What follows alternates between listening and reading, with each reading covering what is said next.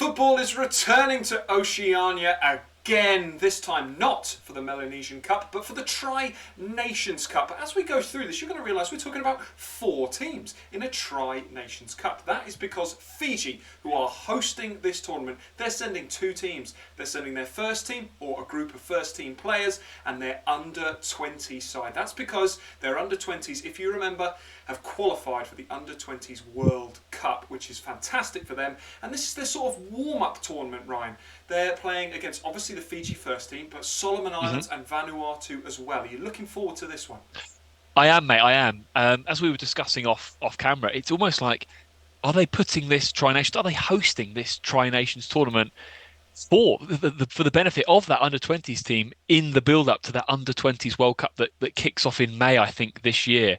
Really, really looking forward to it. We love football in this region, and despite there not being an awful lot of information around about this tournament, we've cobbled a few bits together now. It runs from the 20th to just the 26th of March. Yeah. That's right, pal. We've got the 3 nations, we've got the 4 teams, as you've well said. Now, each of those nations is going to play each other just once in what is a very simple league friendly format. That's right. Yeah, we've seen that a few times with these like Tri-Nations tournaments. We've seen it across Asia with teams like Singapore as well. You know, this isn't a formalised thing. These are just friendly matches, but they form this group stage, as it were, like a round robin, like a World Cup Yeah. group stage, and whoever comes out on top is the winner. There's nothing really up for grabs. There's no kind of trophy, but it's just a competitive way of going about these friendlies. Yeah, absolutely. I was trying, we want to keep this short and sweet as kind of as a all you need to know overview of what's going on here. I was trying to research or get some updates from Vanuatu. Could not find a thing. I don't know if you've had more luck than myself. Interestingly, from a Fiji and Fiji under 20s point of view, both those sides are going to be led by a gentleman called Mariko Rodu, who's going to lead both teams from the dugout. And that is because they are still going through the process of finding a new manager for the national team, which I thought was interesting. Marco Rudo, I don't know his background, but I think he's someone within the FA, and he's going to be supported by a technical someone from a technical lead from the team. I've read that on Fiji News, but you can see the sort of research that Yeah. I've done from a Solomon Islands point of view. Now their Facebook coverage is always really great, and they've got some really really great footage of the guys in training ahead of the tournament.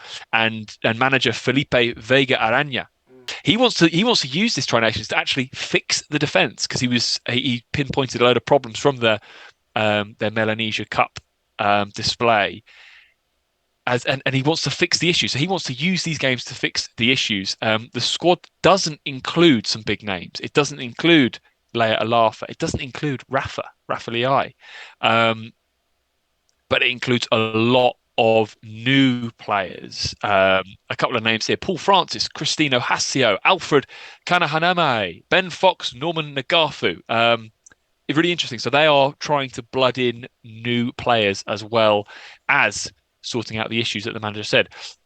Is there anything? Have you had more luck than me on any of those, pal? Or A little bit Vanuatu wise, and I'm actually going to okay, shout out I think it's just mainly a blog or news page, Oceania Football Centre, which is actually okay, where I get a lot of my kind of information from, because the coverage is really poor, and that's part of the reason why we chat about it as well on DNQ, isn't it? Really, because you're yeah, just not going to find this information out there. Really, it's not freely available. The Solomon Islands pretty good, as you said, at publishing it, but other areas not so much. From a Vanuatu perspective, it's a mixed squad from what I've seen. There's some new faces called up as well, but again, you've got that Melanesia Cup. There's a few players that you'd have heard of in there as well. You've got players like Selwyn Vatu, who you've probably heard of, and just yeah, players of that ilk in and around the squad, as they have been for a number of years.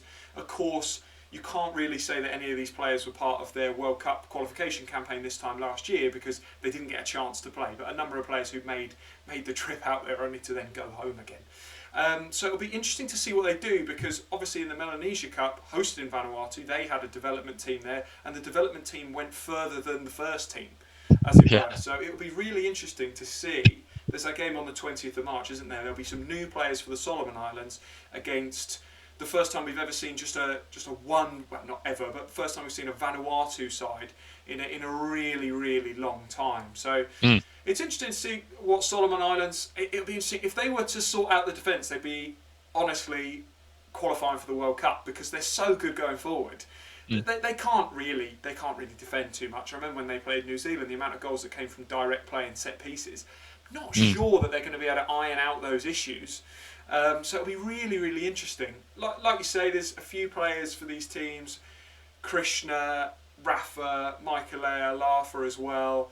It's a shame to not see them, but it will be good to see what other talent is coming through. I'm particularly interested in that Fiji under-20 side because this is it really. This is their warm-up for the World Cup. So I really hope they do well in this tournament, and that gives them the confidence later on this year as well. Yeah, absolutely, mate. Absolutely. I think just from me, as a summary one on this sweeping review or preview rather, I think Solomon Islands will be blooding in new players. I fancy them to do well still, and I can see them coming out on top. What about you? I'm going to go Vanuatu. Vanuatu. To win. I'm going to go Vanuatu to win it. I think that Fiji, with the manager issues and the fact that they'll probably I think that every team's going to take it maybe slightly easier on the under-20s because of course there is probably the factor of don't injure anyone. That would be absolutely stupid to injure players in these friendlies. So I think Vanuatu will do well, and I think I'm really keeping an eye on the under-20s as well. Nice. From a DNQ perspective, of course, we'll be up to date with it as much as we possibly can be, given the time difference, and unsure at the moment if and where the game will be shown at all. But we will, as we try to do all the time, we'll keep it in the description of this video. We'll pin a comment if we manage to find a link to the games. If you also manage to find a link, and if you could share that with us, that would be absolutely great. You know what to do. Like the video, subscribe. It's great to have football back in this part of the world. Who do you think's going to win? And we will see you next time.